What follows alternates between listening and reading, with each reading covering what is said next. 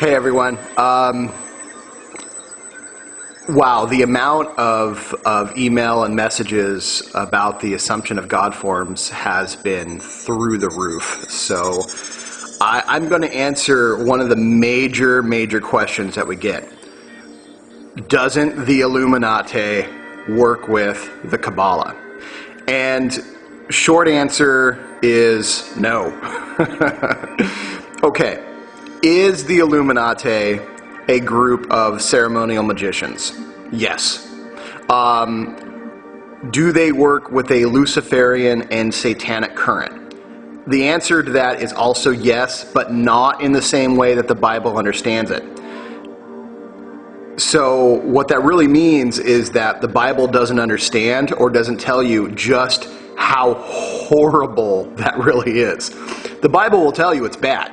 And give you a gist, but let me tell you that it pales in comparison to the reality of what the Illuminati's Luciferian and satanic currents are.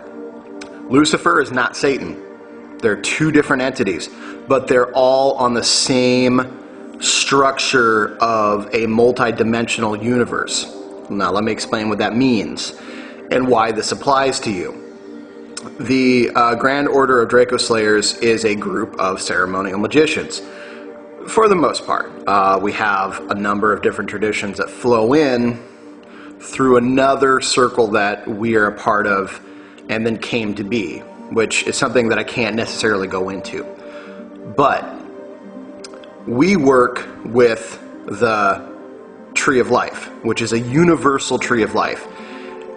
We'll call it the Qaballa because it's just well known as the Qaballa.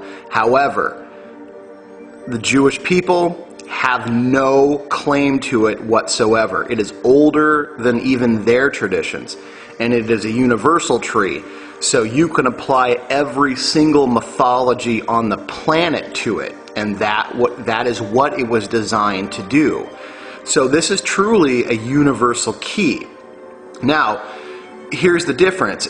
The Qaballa that we work with is not the same as the Qaballa of, say, Madonna or even the Hollywood Qaballa.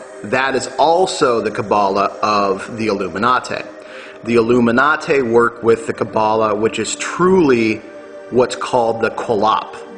And the Qilopth is, I think the best way to explain it is people are familiar with the pentagram, with the star, right? There's the star with the point upward and the star with the point downward. People are sort of in tune to be wary of the star pointing downward.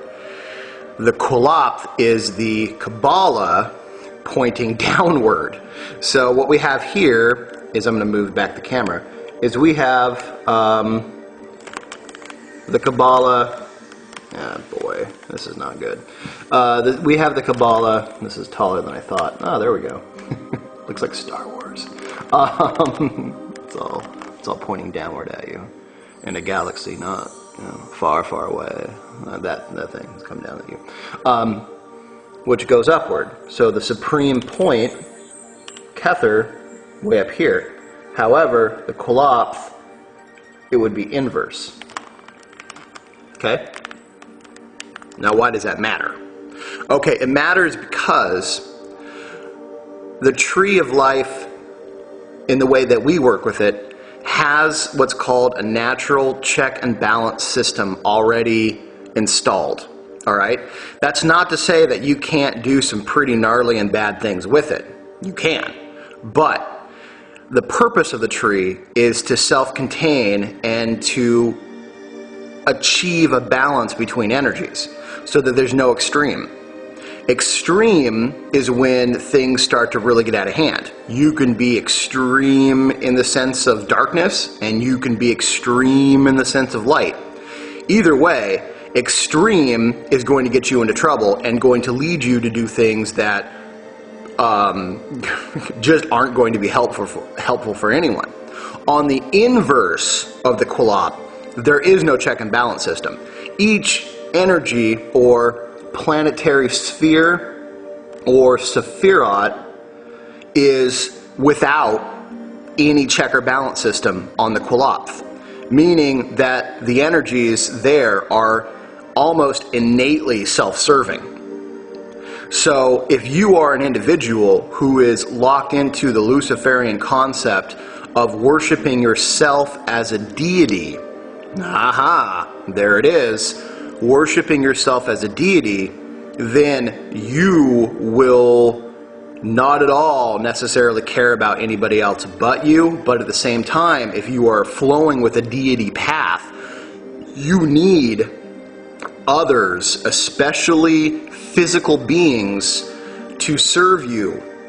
Now, the best way to do that from a Luciferian concept is to manipulate and to terrorize, and that's exactly what they do.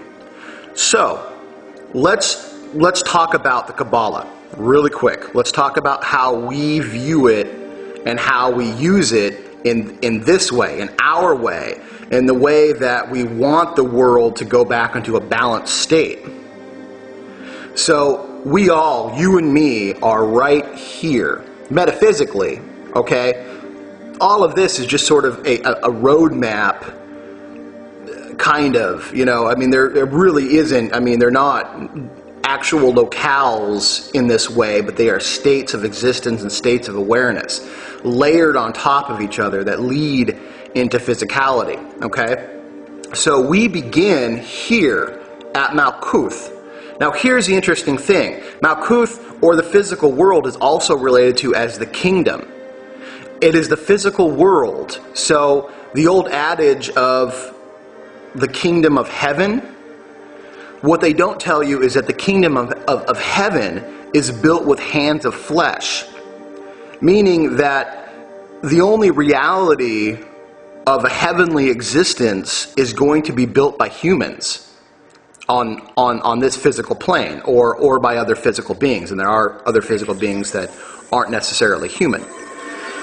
So for all of this stuff here, which is not manifested, okay, it all becomes real in the physical world.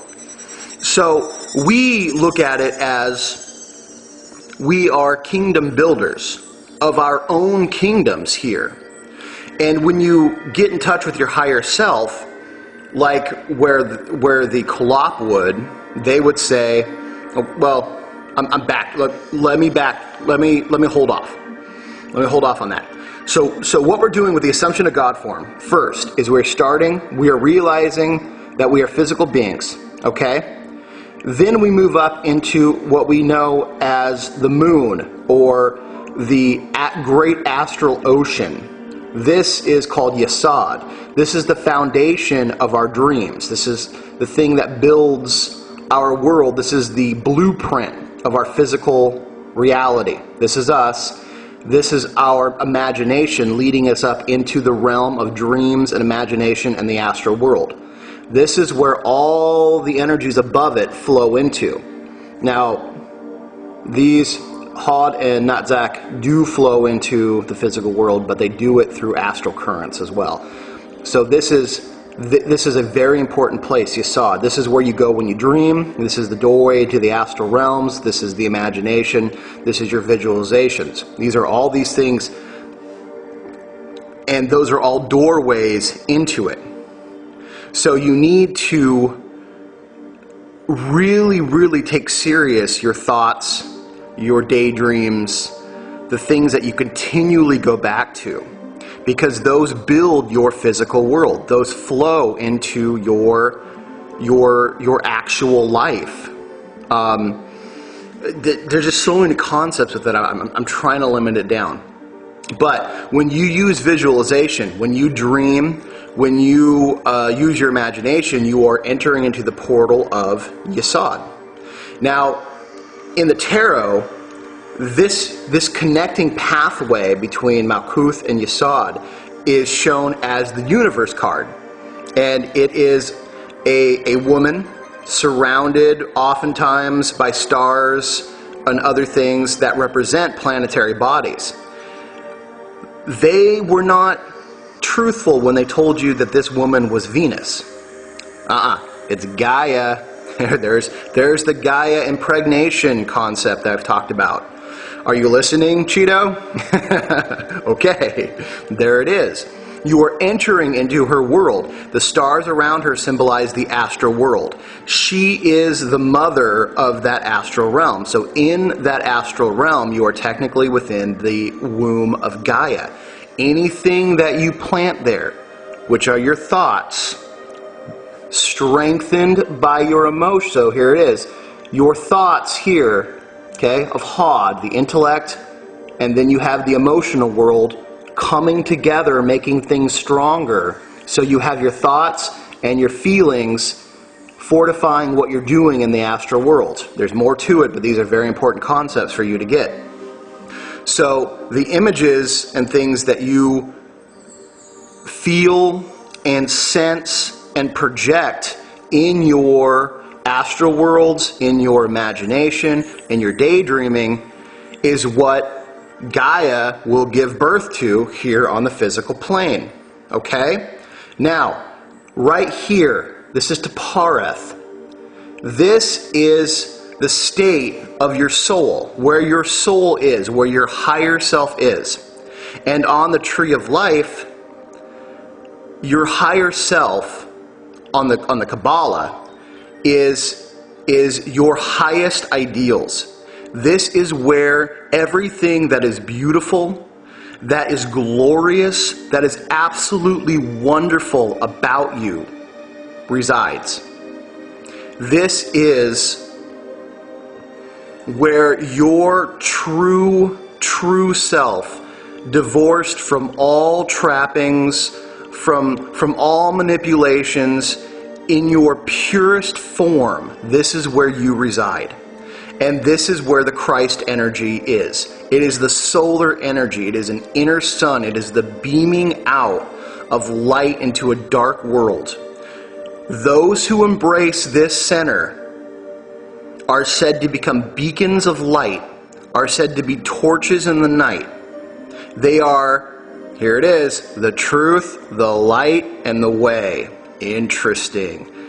There's a lot of old Gnostic images of Jesus with a candle entering into an underground place. These images have not survived, for the most part, into modern day Christianity because they were too hard to explain. Why is Jesus leading us down into the darkness? He wasn't, it's what is this light? Why is Jesus the sun and then the sun and then the light? It's all allegorical to a point. Yes, there was a man. Yes, his name was probably Jesus, but Jesus is the equivalent of Joe to this day. I mean, Joe is the common man, is everybody's Joe, okay? Everybody back then was Jesus.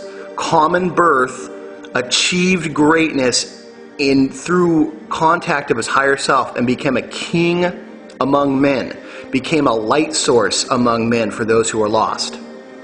And he taught them what he did to achieve that. Not to be worshipped, okay? Not like in the Qilopth. He wasn't meant to be worshipped.